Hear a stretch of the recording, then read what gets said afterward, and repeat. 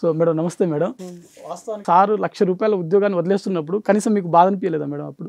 అంటే ఆల్రెడీ అప్పటికి ఆయన ఒక 3 ఎగ్జామ్స్ క్లియర్ చేస్తున్నారు. డ్రగ్ ఇన్స్పెక్టర్ ఒకటి, ఫార్మకోపియా కమిషన్ దాంట్లో కూడా ఇంటర్వ్యూ వరకు వెళ్ళి రిజల్ట్స్ పెండింగ్ ఉండే 3. ఈయన ఏమన్నారంటే 2 years టైం కావాలి, చదువుతాను, మీన్వైల్ ఆ రిజల్ట్ వస్తుంది అన్న థాట్లో ఉండే. ఇంకొకటి లోకల్లో కూడా ఒక ఎగ్జామ్ క్లియర్ చేసినారు, ఫుడ్ అండ్ ఇండస్ట్రియల్ డిపార్ట్మెంట్ది. సో అది కూడా ఫైనల్ రిజల్ట్ వరకే పెండింగ్ ఉండే. ఆల్రెడీ ఇంటర్వ్యూ అంతా అయిపోయింది, వెరిఫికేషన్ అవన్నీ. అది వస్తుంది కదా అన్న హోప్తో వచ్చినారు.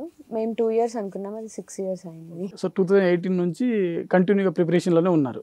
సో ఈ 5-6 yearsలో ఫ్యామిలీకి దూరంగా ఉంటూ హైదరాబాద్లో చదువుకుంటున్నప్పుడు సో మీరు ఎలా ఫ్యామిలీని ఎలా పిల్లల్ని ఎలా చూసుకునేవారు మేడం? ఎలా ఫ్యామిలీని ఎలా గెటింగ్ చేసుకుంటూ వచ్చారు? అమ్మ ఉన్నారు. 2021 కోవిడ్లో అమ్మ ఎక్స్పైర్ అయినారు. అమ్మ మా దగ్గరే ఉండేది. అమ్మ సపోర్ట్ ఉంది, అత్తమ్మ మామయ్య సపోర్ట్ ఉంది. అమ్మ తర్వాత కంప్లీట్గా వాళ్ళ బర్డెన్ తీసుకున్నారు. అత్తమ్మ మాతోనే ఉండేది. సో మామయ్య అక్కడ ఒక్కరే, అత్తమ్మ మాతో ఉండేది.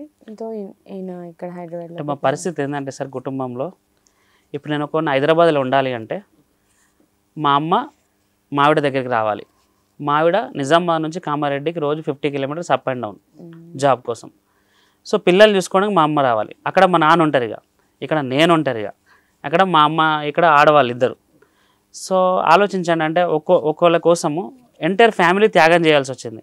మా నాన్న తనే వండుకునేటోడు, తనే బాసనలు తోముకునేటోడు, అంటే అన్నీ ఆయననే చేసుకోవాలి, ఇంకా ఎవరు లేరు.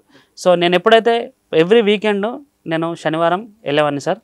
శనివారం మా అమ్మ ఊరు వెళ్ళేది, మళ్ళీ అన్నీ క్లీన్ చేసి ఎప్పటిదాకా సెట్ చేసి వచ్చేది. మళ్ళీ మండే సేమ్ షెడ్యూల్ అన్నట్టు మాకు. మండే నేను మళ్ళీ హైదరాబాద్ రావాలి, మళ్ళీ మా అమ్మ అక్కడి నుంచి రావాలి. అంటే ఒక్క ఓని కోసము. తర్వాత మా తమ్ముడు చెన్నైలో జాబ్ చేసుకుంటూ పోషించాలి మా అమ్మ నాన్నని. సో అంటే నలుగురం 4 places సార్ కుటుంబం.